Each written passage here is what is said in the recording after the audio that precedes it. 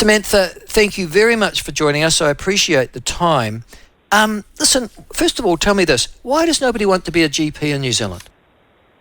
Well, if you talk to most people, general practice is probably the hardest job because you have to know everything. Also, it has had discrepancies in how it's funded and supported, but compared to other specialties, in that people don't get to see it as much. So during their medical training, they're not out in general practice a lot. In most of our junior doctors tend to spend most of their time in the hospitals, so you're not seeing what it's like. And it's hard to do a job when you don't know what the job's like. And then our registrars, until recently, would have to take a pay cut to get into general practice training, and they also do, and we still currently, they have to pay for their second and third and any other years of training they have to pay for themselves. So they get their first year paid for, but not the following years. So let me get this right. I do my medical degree, so my bog standard was at MBCHB or whatever it is, and then I have to do additional training to become a general practitioner. Yes. And how long is that? Was it a 2 or 3 year course or something, is it? Yeah, most specialist training you do 2 years in the hospital, and it's the same in the UK. You have these 2 foundation years, and then you go and do your specialty training. In general practice, when you think about it, you've got to be able to be confident about handling risk, because it's a very risky game. People come in with all sorts of things, and you have to decide, is this going to be something nasty or something simple? And how do I investigate that? And then also a lot of communication skills and various other things, and learning to deal with stuff when you don't have a CT scanner next door to you, or an ultrasound scan, or a test that will be done in 5 minutes. So there's a lot of ability to handle that risk and manage people's healthcare in a slightly more constrained environment than the hospital might be. And that's okay because it's cost effective. But then if you don't know how to do that, and you haven't had enough time spent learning it, and then you have to pay to do that job, then why would you a lot of the time? And most people do it because they're totally passionate about working in their community. Okay, so what you're saying to me is that if I was medically trained, I would be paid better if I went and did something else other than being a GP, yeah? Yes. Yep. Right. You totally would. Okay, can you give me some figures though? Because one of the frustrating parts of this is that you never quite know what we're talking about. How many GPs are there in New Zealand? So there's probably around 3,700 fellows. When you look at what we do for hours-wise, sorry, I'm on the street, it is our 40-hour week is actually usually about a 60-hour week. So if you work 40 hours facing patients, then you would be doing 60 hours of work, because there's all sorts of other clinical stuff you have to do that's not in front of the person. So looking at their lab results, doing referrals, talking to other clinicians, etc., etc. And we have about 900 trainees coming through. We get about 200, or 900 trainees in the program, and we get about 200 a year. But then some of them take a bit of time to get there because they're having kids or going on hold or whatever else it is. So they're currently in the pipeline, there's 900 coming through. But that's not 900 a year, that's 900 total. Right, but it's 200 a year on average that are coming into your training program to be GPs, yeah? Yeah. Okay. And the reason there's 900 is because that's the many in the system to go through the years that you've talked about. Okay, I got you. Yeah. Of the 3,700 that are currently registered with you or fellows of the Royal College, what percentage of those are over the age of, say, 50, retiring age?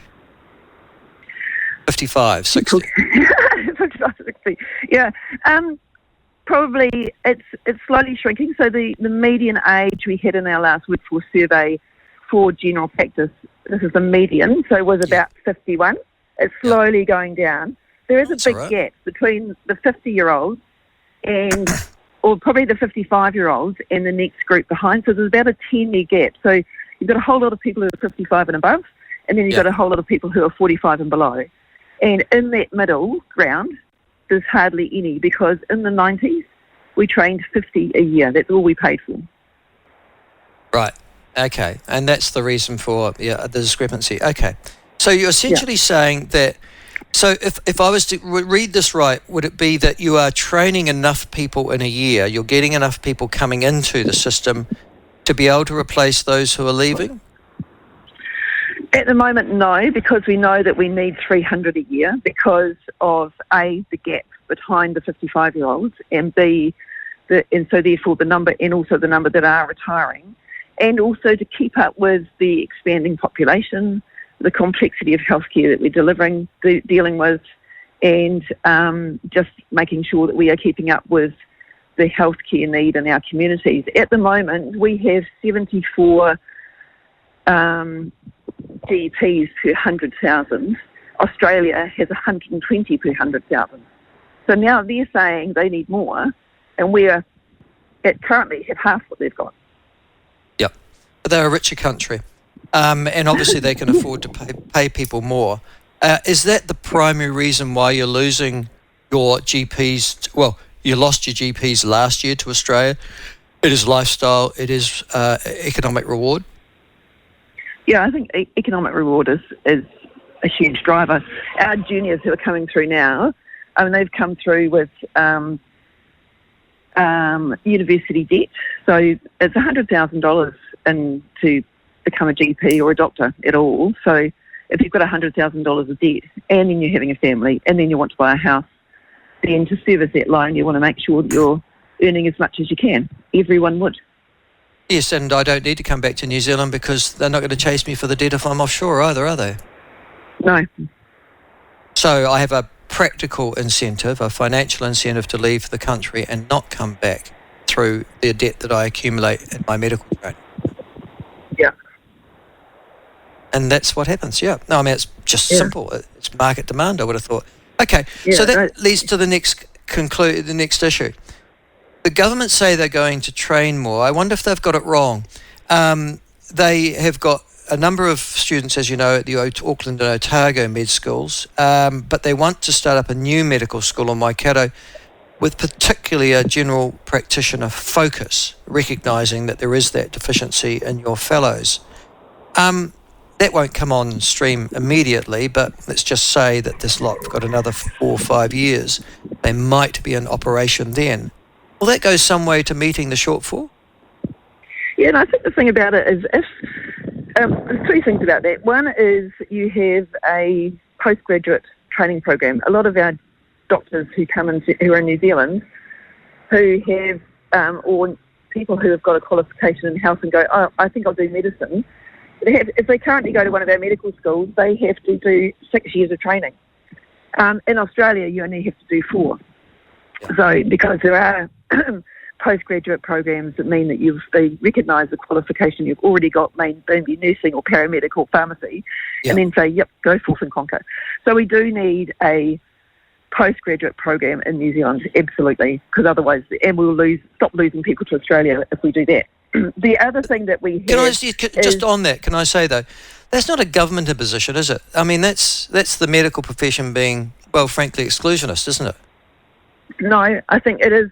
There's a whole program to be able to say you're doing a different postgraduate qualification rather than doing a de novo, I've never done anything in health qualification. So it does require a different program, and it is the universities going, if we're going to do this differently, we need to be able to say that we can train more medical students, and we could do it in this way if we did, and go to the government and say, well, we need to have funding for more medical students. Well, again, why the Australians got that 4 year and we've got 6 year then? I mean, surely they're as competent. Well, they've got both. Yeah, Australia has got both, but we don't have both. So it is a matter of saying we do need more numbers and be able to do both. So that's what the Waikato program is about, is having a different version that means they'll come through in 4 years. The other thing about the Waikato program and what we would like to really increase across the board is that you do have people who are actually in general practice doing their training. And if you've got a person in general practice doing their training, that is still a worker in general practice. So I've got anyone who's spending time in general practice doing some work on a longitudinal basis, so like more than a day, like 3 weeks, or it needs to be 3 months or 6 months or 12 months, that person can then integrate into a team do a whole lot of mahi and contribute to the effort that needs to be done. And it means that I can do the highly complex stuff, which I'm trained for, and they can learn the ropes as they come through and also provide a bit of work